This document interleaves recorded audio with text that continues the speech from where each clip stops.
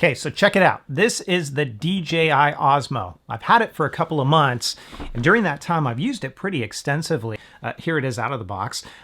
It's a steady cam. It's going to give you exceptionally smooth shots when you're moving around, when you're walking, and it records to a micro SD card. So basically, this thing's gonna run you about $500, $550. I'll link to it in the description down below.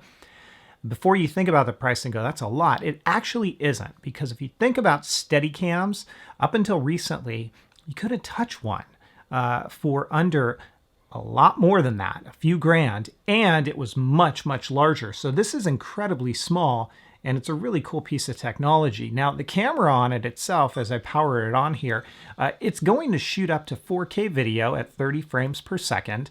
You can, of course, adjust that. You can do things like 1080p, 120 frames for slow motion. You can do 60 frames per second, so forth and so on. If you're hearing that noise, by the way, let me pull this in. That's the fan on the gimbal. So if you pick one of these guys up, you want to make sure that you do the firmware update, because when you do and you hit record, as you notice, that fan turns off. So you're going to get a better performing product by doing a firmware update. So like I'm saying, this thing includes everything you need to get going out of the box. It's going to give you a rechargeable battery that fits in right down below here. With that firmware update, you're going to get about an hour to an hour and a half of battery life. I do recommend purchasing additional ones, and that's really dependent upon what format you're shooting in.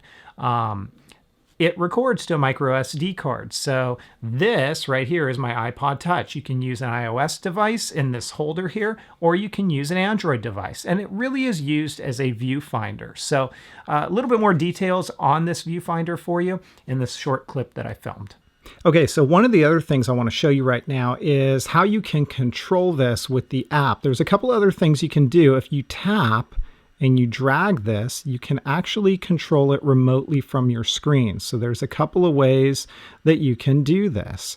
And likewise, once you're controlling it from your screen, you can do things like go into the gimbal right here, and you can recenter it by tapping on that. You can go into selfie mode. You can go into an orientation lock as well. And you get a lot of other features here. You also are able to see things like what mode you're shooting in. I'm in 1080p 60 frames per second. You can see your battery life, your Wi-Fi signal. You can do other things such as adjust your shutter speed, your priority, and whatnot. And you can also go into your settings here, and you can adjust your settings for your camera, your gimbal. You can also go into general settings as well. One of the other things you can do here is you can adjust your audio settings. So you'll be able to go in, and if I tap on the camera here, you're going to see some settings here for the camera. But if I scroll down, I can go all the way to where it says audio control, and I can now adjust my audio control. And that is for my external mics that I might plug in. Now, a lot of cool features that you're not going to get unless you hook up some kind of a mobile device to this. You can hit the record button or record from here. You can switch between your video camera as well as your camera. You can go into your auto or your slow motion mode. And there's just a lot of different things that you can do from the app here. You'll also see your audio level being recorded right there. So there's so much that you can do with this. There's a trigger on the front. Basically, if I hold that down, it's going to hold its position. I mean, that's really cool. And it makes it so it's more of a steady shot. You can use it in what a lot of people call flashlight mode, like this. If you release that trigger and you double tap it, it returns it to its natural state.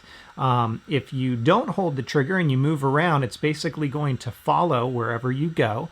And if you triple tap it, it's going to go into a selfie mode. So one of the questions that people might ask is, can I use it as a vlogging camera? Well, check out this clip that I filmed for maybe an answer to that. Okay, so probably one of the biggest questions people are going to have when it comes to the DJI Osmo is it going to serve as a good vlogging camera? And that really depends, because you are going to need to get an external mic for it. It is going to do incredibly cool steady cam shots, as you see me as I'm walking through. I'm not taking care of how I'm walking. You don't have any zoom. you are going to have to hook up an external sort of viewfinder to be able to see what you're doing. Otherwise, you're going to have limited capabilities. And it's not so much of a pick up, hit record, and go. There's a little bit of setup time involved. Now, of course, there are a few shortcomings with this. Audio is one. Right here, there is a small pinhole, maybe a little bit larger than that. That is where it picks up audio, and it's not the greatest. So you're definitely going to want to use this input right here to plug in some kind of an external mic. Okay, so I've got the DJI FM15 Flexi mic attached to my Osmo right now, and I'm going to unplug it. That way you can hear what the onboard audio sounds like. Here's your onboard audio from the DJI Osmo. Here's that Flexi mic that I was just using. There's all kinds of accessories for the Osmo that you can pick up. This little area right here, it uses like a rosette mechanism. So these just unscrew and you can basically put in extender arms and cold shoes and things like that. Yeah, you could use it just like this, but if you don't connect your viewfinder, you're going to be limited in the functionality. By the way, you could use this viewfinder just handheld like this and have somebody else drive for you. You can even control the camera, as you saw, from your iPod, iPad, whatever it might be, although an iPad's not going to fit on here. So very cool device. I find it incredibly useful to add just that extra layer of storytelling to videos. It makes things super smooth. I see a lot of practical uses for this, as long as you know that you're going to need an external mic if you go for audio, as long as you know you're going to need some kind of an external light if you go in lower light situations. You can really use this thing to your advantage for interviews, maybe for conventions that you're going to cover, for things like that, to get that extra smooth shot. So I'm sure you guys might have a lot of questions about this. Please feel free to leave them down below or hit me up on Twitter at Metagamers. I'll be more than happy to answer them for you. If you like the video, please consider giving it a thumbs up. And if you're not a subscriber, please hit that subscribe button for even more content, as I will have a lot more DJI Osmo videos coming soon, including some coverage of some additional accessories that I've got for this thing. Thanks for watching, and I'll catch you guys next time.